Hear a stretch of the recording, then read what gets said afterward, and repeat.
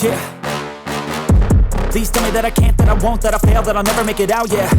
Please tell me all the bad, never good, fill my Hey yo tout le monde, j'espère que ça va. Dans cet épisode, je vais te parler de El Brecos.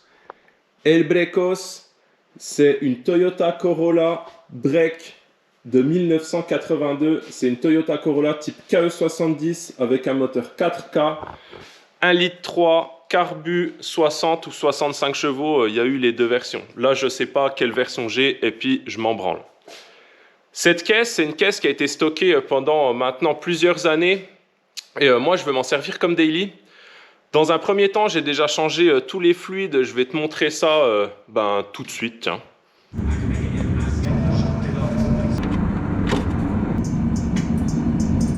Et donc après avoir changé toute cette merde là, toutes ces huiles et tous ces machins là, j'ai un problème de charge. J'ai 12 volts 50 à la batterie, tu vois, quand le moteur tourne, ce qui est pas normal. T'es au courant. Et pour pallier à mon problème de charge, forcément, tu vois, je me suis dit dans un premier temps, ça doit être mon alternateur. Donc mon alternateur, celui-là, c'est celui d'origine, tu vois, celui que j'ai démonté de la bagnole. Tu me crois pas, mais tu vas me croire sur parole. Et donc celui-là, celui d'origine, ça c'est une pièce que j'avais en stock chez moi, en plus. Donc j'ai commencé par monter ce truc-là, et ça résout pas mon problème. J'ai toujours 12 volts 50 à la batterie, ça ne charge pas.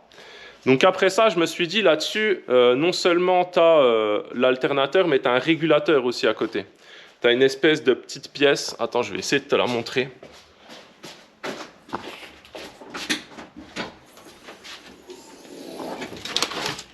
T'as ça en fait. Ça en fait, c'est un régulateur. Et si tu veux, ça régule la tension que envoie l'alternateur à ça en fait. En gros, le circuit de charge là-dessus, il fait alternateur, régulateur, et après ça part à la boîte à fusibles, etc. Tu vois. Et ce qui se passe en fait, c'est que j'ai acheté donc un régulateur neuf. Je change le régulateur, j'ai toujours 12 volts 50. Donc je me dis, tu sais quoi, peut-être que mon alternateur d'occasion, là, il va peut-être pas, tu vois, ça vient peut-être de l'alternateur, tu vois, vu que le régulateur est neuf, tu vois.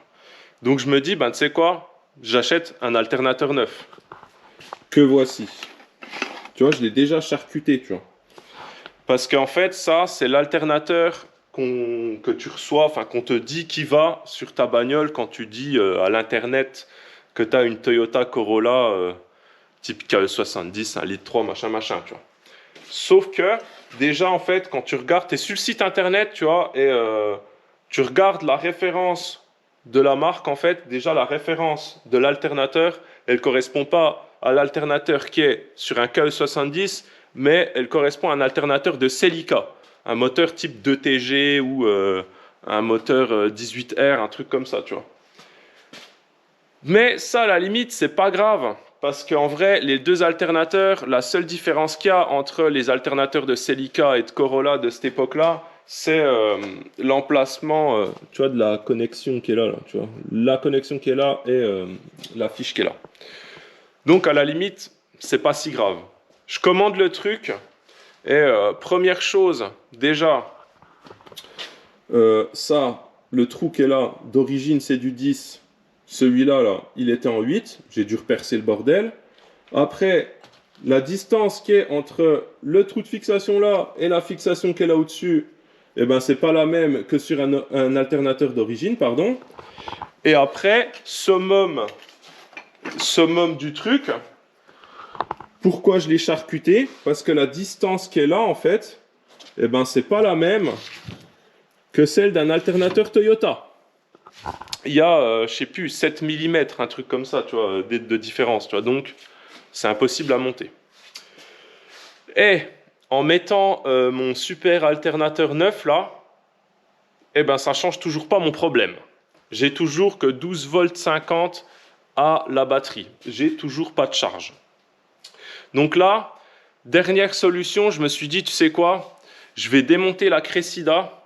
Et tu sais, j'ai une Cressida coupée. Et j'ai démonté les pièces de la Cressida coupée pour les monter sur le break. Parce que vu que la Cressida, elle marche et qu'elle charge, Bah, je me suis dit, tu vois, au moins, les pièces, je sais qu'elles fonctionnent. Je monte tout sur le break, ça marche pas. Donc là, ça commence à me gonfler, tu vois. Et malgré, tu vois, j'ai quand même imprimé des schémas et des trucs, tu vois. J'ai quand même essayé de faire le gars bien, tu vois. J'ai vérifié le faisceau. Enfin, pas tout le faisceau, en fait, c'est là le problème, tu vois. Je vais t'expliquer, je vais en arriver au bout. J'ai vérifié donc le faisceau entre l'alternateur et le régulateur, entre le régulateur et la boîte à fusible. J'ai même ouvert la boîte à fusible et tout pour voir s'il n'y avait pas un truc dedans. J'ai rien trouvé.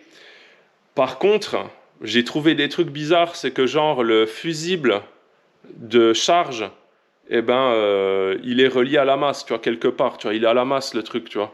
Il y a une continuité avec la masse entre le fusible de charge et la masse. Enfin, voilà quoi. C'est pas normal, tu vois. Pareil, si c'était comment si je débranche le ventilo, il n'y a plus qu'un côté du fusible de charge qui a la masse. Enfin, tu vois, il y a un truc bizarre dans le faisceau que je sais pas où il est, tu vois. Et ben, tu vois, c'est un break, hein, on va pas se mentir. Je l'adore, hein. Je le trouve magnifique.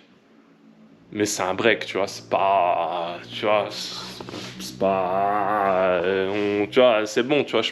Je vais pas refaire un faisceau neuf pour El Brecos, tu vois. Surtout que elle est pas en condition musée, tu vois. Donc bon, bah ça va, tu vois. Donc on en arrive, je développe, hein. On en arrive à la solution finale. Mettre un alternateur avec un régulateur intégré, un truc comme toutes les caisses à partir des années, on va dire fin 80, tu vois. Mettre un alternateur avec un régulateur intégré, mais faut en trouver un qui va, ou tu vois, être sûr et tout, machin. Donc, ce qui se passe, c'est que j'ai deux alternateurs de RX7FC, parce que j'ai deux RX7FC. Et du coup, j'ai ça en supplément, tu vois. Et j'ai mesuré entre l'axe de la courroie et ce support-là, en fait, la distance qui est entre l'axe de la courroie et le support, c'est la même chose que sur l'alternateur Toyota. Donc, on aurait une bonne base. Et comment la distance entre ces deux axes-là, pareil, on est, je crois, enfin pareil, non, autant la courroie avec le support, c'est vraiment la même cote, tu vois. Autant là, les supports d'alternateur entre là, de là à là, sur l'alternateur de RX7, je sais plus, je crois qu'il y a 4 mm d'écart, quelque chose comme ça, mais bon, ça va jouer, tu vois. Ça, ce sera pas un problème. Du coup, ce qui se passe, c'est qu'il y a une différence, c'est que cette distance-là, elle est plus courte que cette distance-là. Un peu comme avec l'alternateur là, si tu veux. Sauf que là, je peux pas couper juste la patte de l'alternateur parce que en fait, il y aurait plus assez de matière, tu vois. Donc ce qu'il faut faire, il faut faire un support d'alternateur neuf. Le support d'alternateur sur le break, c'est cette pièce. Elle est positionnée, imagine, comme ça sur le moteur, tu vois. Donc, ce que je vais faire, en fait, c'est que je vais faire une pièce comme ça, mais moi-même, et donc avec la bonne distance à cet endroit-là. Tu vois, c'est ici que tu viens mettre ton alternateur. Tu vois, ici, tu mets tes vis sur le moteur. Ici, tu viens foutre ton alternateur. Tu vois. Donc, je vais refaire une pièce comme ça, mais qui sera bonne pour un alternateur de RX7, tu vois. Donc, j'ai récupéré ce super morceau de ferraille rouillé, tu vois. J'ai un bout de ferraille de 4 mm d'épais, là. Et avec tout ce truc-là, je vais faire un gabarit pour simuler cette pièce et fabriquer la nouvelle pour l'alternateur de RX7. Je fais mon gabarit et je te reprends juste après pour t'expliquer à peu près comment j'ai fait. Allez, c'est parti!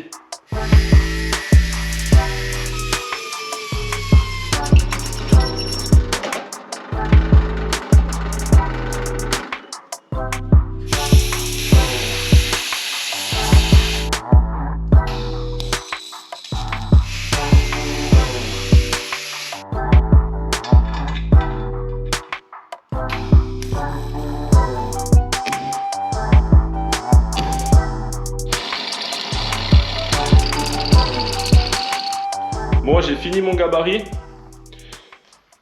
Je t'explique ça vite fait, même si je pense que tu as déjà capté l'idée, tu vois.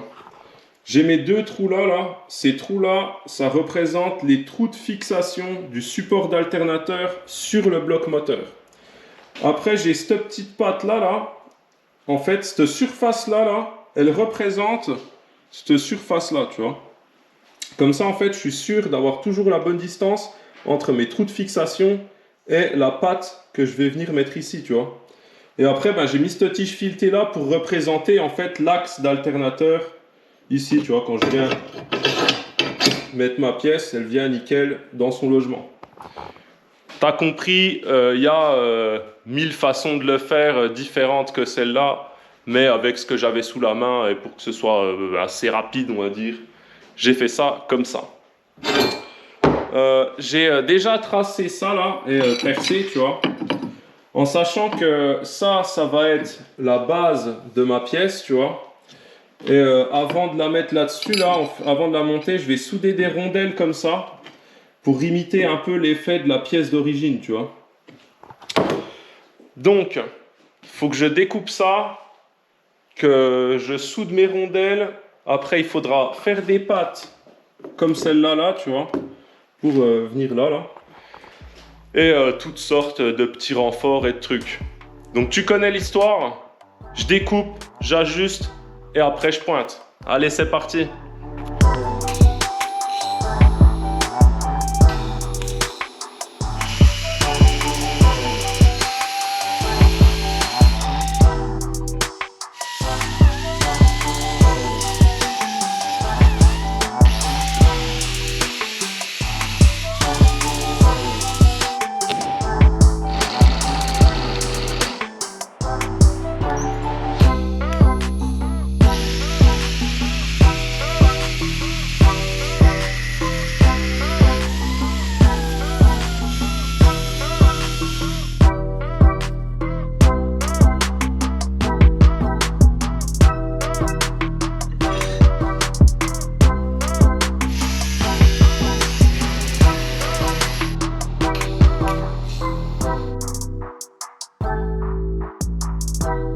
Bon, ça y est, j'ai fini toutes mes pattes.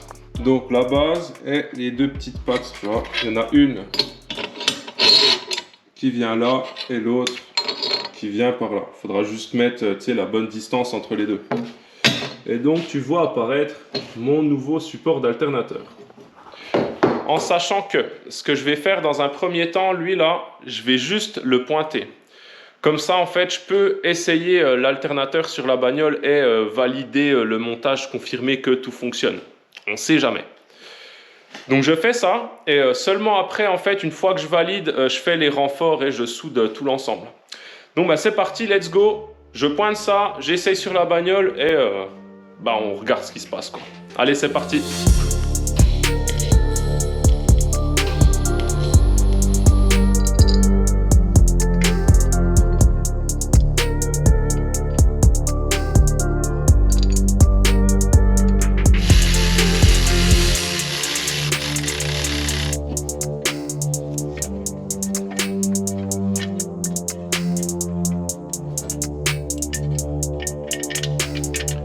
Bon, pour le moment, l'opération est un succès. Je te montre ça. Tu vois, l'alternateur d'RX7, mon super support là. Le seul truc, c'est que, je sais pas si on va bien voir là, mais tu vois le support qui est là, ben, il touche la durite de flotte en fait. J'ai dû le relever un peu pour qu'il s'aligne avec la vis là. Et du coup, il vient s'appuyer en fait sur la durite d'eau. Et ben, par acquis de conscience, je vais lui enlever un petit millimètre au niveau de là où ça touche. Tu vois. Je ne suis pas trop pour modifier des pièces d'origine, mais bon. Là, on parle d'enlever un petit millimètre, c'est rien du tout. Tu vois. Et puis, on ne va pas commencer à refabriquer des pièces pour 1 millimètre. Donc, là, l'idée, c'est de tout redémonter, de meuler donc 1 millimètre sur cette fameuse patte là au niveau de où ça touche, de faire les renforts pour le support inférieur et de le souder. Allez, c'est parti.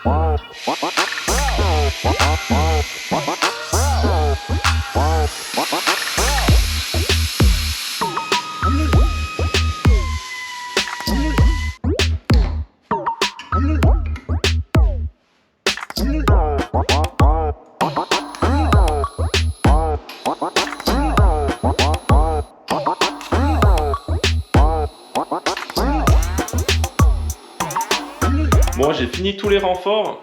Il y a un truc que je t'ai pas montré tout à l'heure. C'est que j'ai dû meuler un peu cette patte là.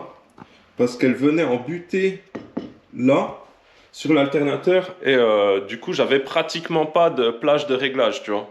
Pour tendre la courroie. Et avec ça là, j'en ai large assez pour enlever ma courroie, la remettre. Je peux même en mettre une plus grande, etc. Enfin bref, avec ça, c'est bon. Donc mes petits renforts, j'ai fait celui-là, je suis plutôt satisfait de moi. Par contre celui-là, là au-dessus, là, il me plaît pas. Du coup ce que j'ai fait, j'ai pris un bout de tube comme ça, tu vois, qui fait 7 mm et demi, je crois, de diamètre intérieur. Je l'ai percé à 10 et je vais venir mettre un bout de tube là comme ça, tu vois. Et je pense que ça me plaira un peu plus. Donc en avant, hein, j'envoie la soudure, action.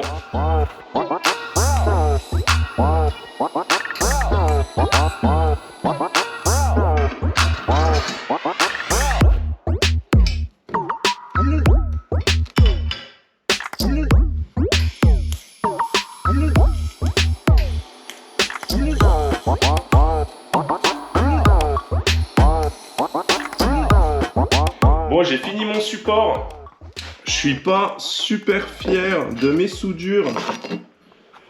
Mais une fois qu'il sera recouvert de peinture de portail et qu'il sera monté dans la baie moteur de El Brecos, on verra plus rien. Et puis, t'as vu la voiture sur laquelle je vais le monter, on va pas se mentir, je vais pas commencer à faire des pièces plaquées or, tu vois.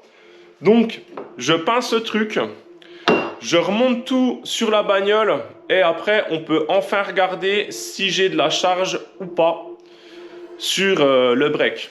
Allez, action!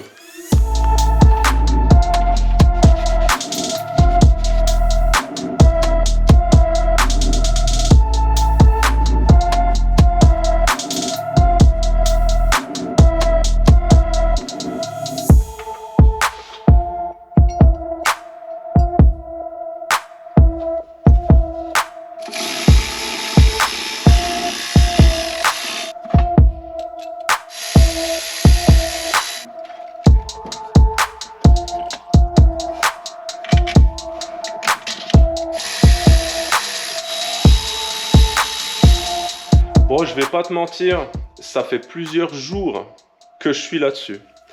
À faire des continuités de fil, essayer des trucs. Un dieu, on m'entend? C'est bon là, c'est mieux là, ouais, ça va. Donc ouais, je disais, ça fait plusieurs jours que je suis là-dessus là, à faire des continuités de fil, des trucs, des merdes. J'ai galéré, tu vois, on peut dire ça comme ça. Heureusement que y a mon frérot qui est là pour m'aider parce que sinon l'auto elle tournerait plus jamais. Et j'en suis là. Donc c'est un peu le bordel au niveau du faisceau. Mais regarde bien la séquence qui va suivre. Bon, moteur à l'arrêt. On a 13 volts à la batterie.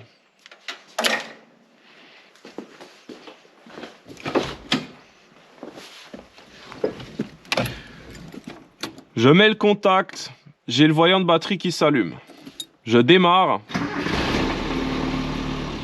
Le voyant de batterie s'éteint.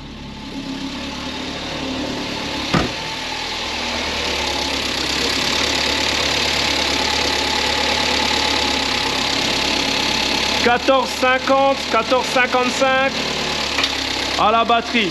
C'est pas beautiful ça? Bon, t'as vu que ça fonctionne. Je vais essayer de t'expliquer vite fait comment j'ai fait et comment ça marche, même si je vais pas te mentir, hein, j'y connais rien du tout. Donc, ça va être compliqué, tu vois. Il y a de très fortes chances que tu comprennes juste rien du tout, tu vois. Donc, déjà, il faut bien comprendre comment fonctionne mon alternateur, là. Donc, mon alternateur, il se présente comme ça. Et donc, ici, là, cette borne, ça, c'est le plus batterie. Ça va directement à la borne de ta batterie. Avec un petit truc en plus, c'est qu'il faut un fusible entre ces deux bornes, tu vois. Donc, soit, moi, dans mon cas, en fait, j'ai repris le faisceau d'origine. Dans le faisceau d'origine, il y a un fil fusible. Donc, le fil fusible, il est censé cramer si jamais il y a un problème, comme un fusible, en fait. Et si jamais tu veux refaire un faisceau comme ça, là, mets un fusible entre tes deux bornes, là. Et le fusible, il faut qu'il soit de environ 20% de plus que ce que débite l'alternateur. Donc, si je dis une connerie, tu as un alternateur de 50 ampères, il faut que ton fusible il fasse 20% de plus, donc 60. Si c'est, je sais pas moi, un 100 ampères, il faut qu'il fasse 120, quoi. À peu près, tu vois. T'as compris. Donc ça, c'est facile. Après, il y a eu donc ces deux petites bornes-là. La petite borne du dessus, c'est sur les schémas anglais, ils appellent ça le ignition. En vrai, c'est juste, il faut juste amener un plus 12 après contact à cette borne. Et en gros, pour grossir le truc, c'est comme un bouton on-off sur ton alternateur. Tu vois, si tu le branches pas, ça marche pas. Si tu le branches, il régule. Sauf que c'est pas le tout qui régule, tu vois. Il faut qu'il sache de combien il doit réguler. Et pour ça, en fait, il faut brancher cette borne ici, en fait. Cette borne ici, sur les schémas anglais, US, tout ça, ils appellent ça la borne trio ou lampe, tu vois, la lampe du tableau de bord, le voyant de batterie. Et en fait, cette borne-là, elle sert à ce que le régulateur qui est à l'intérieur de l'alternateur, il sache de combien il doit réguler. Donc après, ça, c'est comment fonctionne l'alternateur. Je sais pas si tu as compris. Moi, je pense qu'expliquer comme ça, j'aurais rien compris. Mais peut-être que dans le tas, il va y avoir des mecs qui sont plus intelligents que moi et qui vont comprendre ce que je dis, tu vois. J'espère. Donc ça... Oh, ça faisait mal, ça. Ça, c'est comment fonctionne l'alternateur. Après, pour trouver les fils qui se branchent sur l'alternateur, bon, bah, tu as vu, le plus batterie, c'était facile, j'ai repris le faisceau d'origine. Et après, en fait, pour brancher les deux autres cosses, j'ai démonté le compteur pour aller vérifier, en fait, faire la continuité des fils qui alimentent la borne du voyant, qui alimente le voyant de batterie, pardon, pas la borne, qui alimente le voyant de batterie. Et j'ai trouvé le fil qui l'alimente et j'ai trouvé le retour. Le retour, il allait au régulateur d'origine, ça je le savais déjà.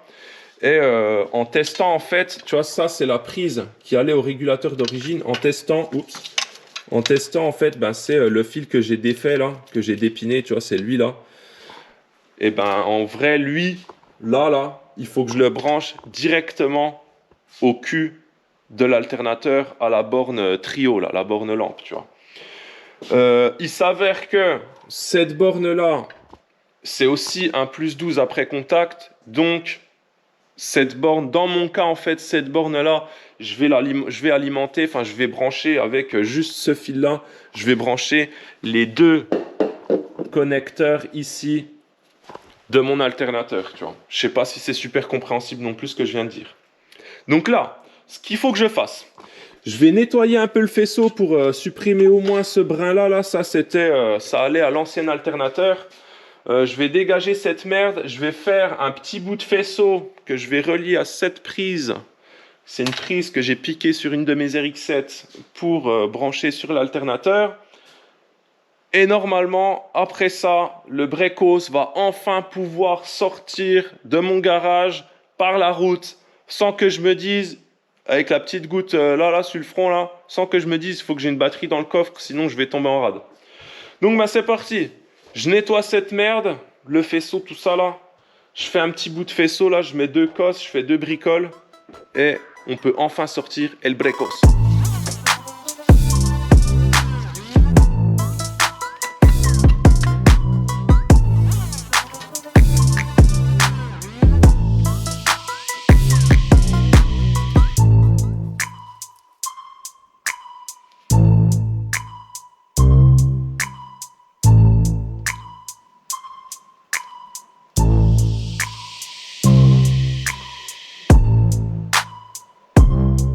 Bon, j'ai fini de nettoyer le faisceau, d'enlever toute la merde qui servait à rien là.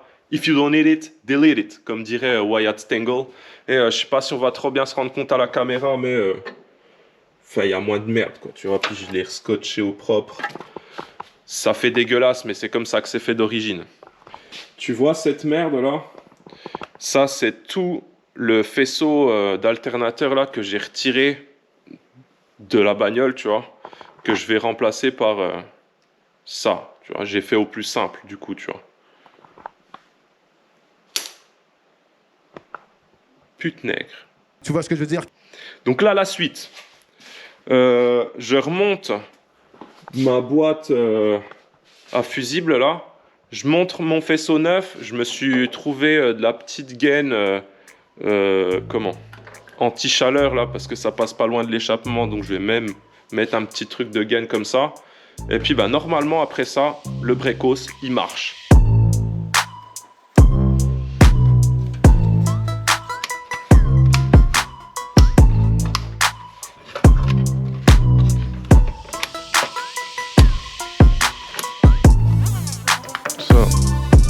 Là.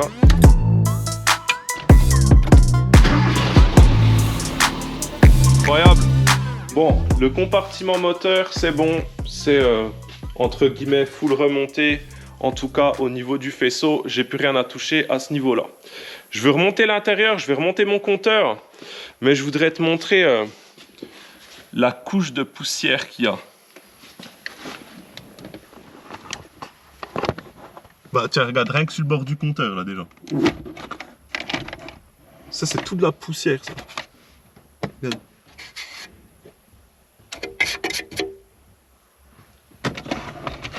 Une couche de poussière mon gars. Regarde le dessus du compteur.